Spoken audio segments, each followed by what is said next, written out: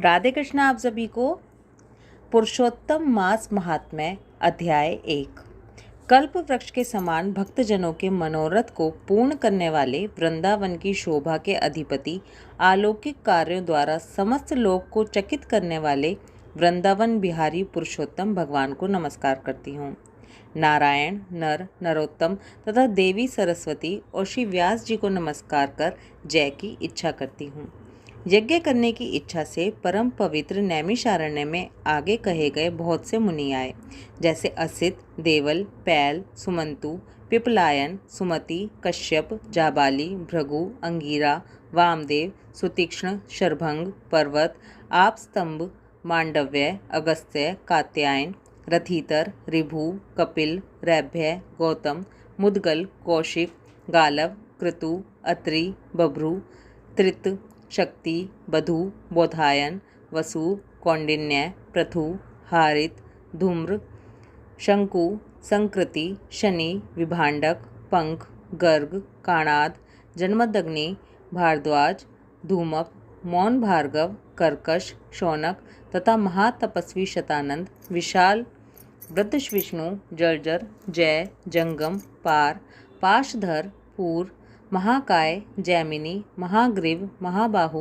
महोदर, महाबल, उद्यालक, महासेन, आर्त, आमल्क प्रिय, उदर्व बाहु, उदर्व पाद, एक पाद, दुर्धर, उग्रशील, जलांशी, पिंगल, अत्रि, ऋभु, शांडिर, करुण, काल, कैवल्य, कलाधार, श्वेतबाहु, रोमपाद, कद्रु, कालाग्नि, रुद्रग, श्वेताश्वर, आद्य, शरभंग, पृथुश्रवस आदि।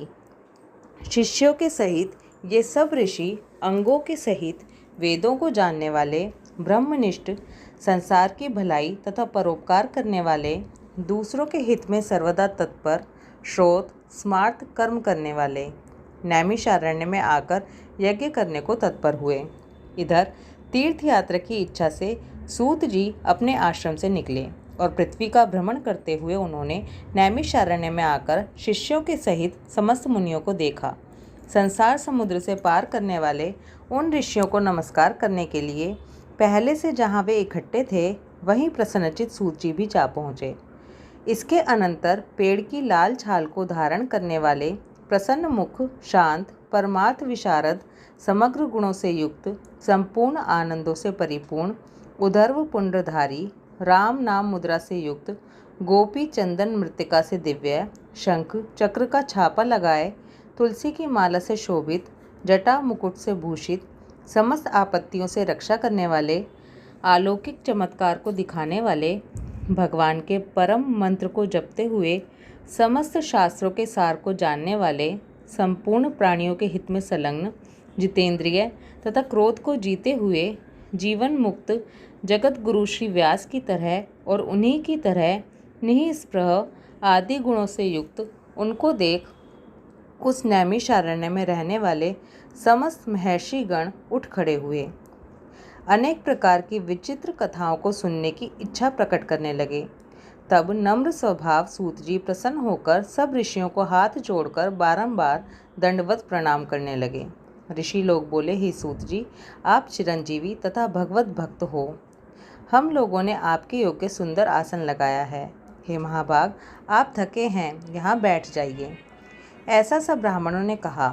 इस प्रकार बैठने के लिए कहकर तब विनय पूर्वक तपोवृद्ध समस्त मुनियों से बैठने की अनुमति लेकर प्रसन्न होकर आसन पर सूत जी बैठ गए। इसके बाद सूत को सुखपूर्वक बैठे हुए और श्रम रहित देखकर पुण्य कथाओं को सुनने की इच्छा वाले समस्त ऋषि बोले, हे सूत जी, आप भाग्यवान हैं। भगवान व्यास के वचनों के हार्दिक अभिप्राय को गुरु की कृपा से आप जानते हैं। आप सुखी तो हैं।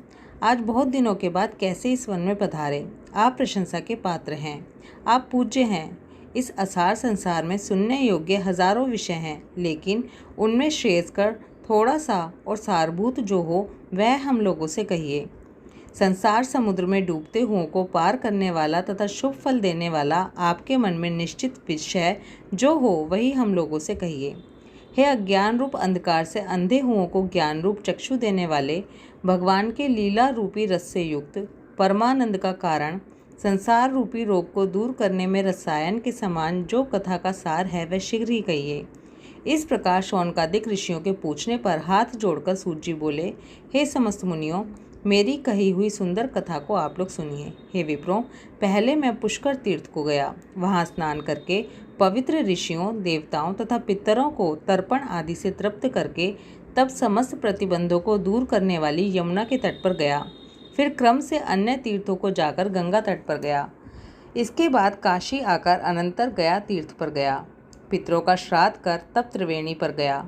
कृष्णा के बाद गंडकी में स्नान कर पुलह ऋषि के आश्रम पर गया। धेनुमती में स्नान कर फिर सरस्वती के तीर पर गया। त्रिरात्रि उपवास कर गोदावरी गया। फिर कृतमाला, कावेरी, निर्विंध्या, ताम्रपर्णिका, तापी, वैहायसी, नंदा, नर्मदा, शर्मदा नदियों पर गया। चर्मणवंती में स्नान कर पीछे सेतुबंध रामेश्वरम पहुंचा।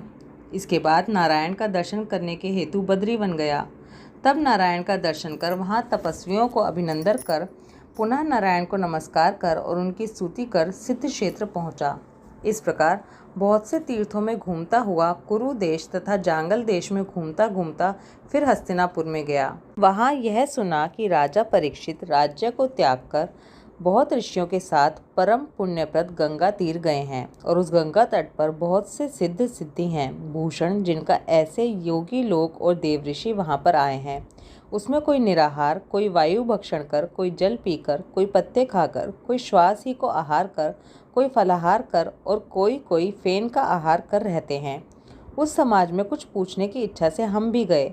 वहाँ ब्रह्म स्वरूप भगवान महामुनि व्यास के पुत्र, बड़े तेज वाले, बड़े प्रतापी श्री कृष्ण के चरण कमलों को मन से धारण किए हुए श्री शुकदेव जी आए। उन 16 वर्ष के योगीराज, शंख की तरह कंठ वाले, बड़े लंबे चिकने बालों से घिरे हुए मुख वाले, बड़ी पुष्ट कंधों की संधि वाले, चमकती हुई कांति वाले, अवधूत रूप वाले, ब्रह्म रूप, थूकते हुए लड़कों से घिरे हुए, मक्षिकाओं से जैसे मस्त हस्ती घिरा रहता है उसी प्रकार धूल हाथ में ली हुई स्त्रियों से घिरे हुए सर्वांग धूल रमाए महामुनि शुकदेव को देख सब मुनि प्रसन्नता पूर्वक हाथ जोड़कर सहसा उठकर खड़े हो गए। इस प्रकार महामुनियों द्वारा सत्कृत भगवान शुक को देखकर पश्चाताप करती हुई स्त्रियों और साथ के बालक जो उनको चिढ़ा रहे थे दूर ही खड़े रह गए और भगवान शुक को प्रणाम करके अपने अपने घरों की ओर चले गए। इधर मुनि लोगों ने शुकदेव के लिए बड़ा ऊंचा और उत्तम आसन बिछाया। उस आसन पर बैठे हुए भगवान शुक को कमल की कर्णिका को जैसे कमल के पत्ते घेरे रहते हैं उसी प्रकार मुनि लोग उनको घेर कर बैठ गए।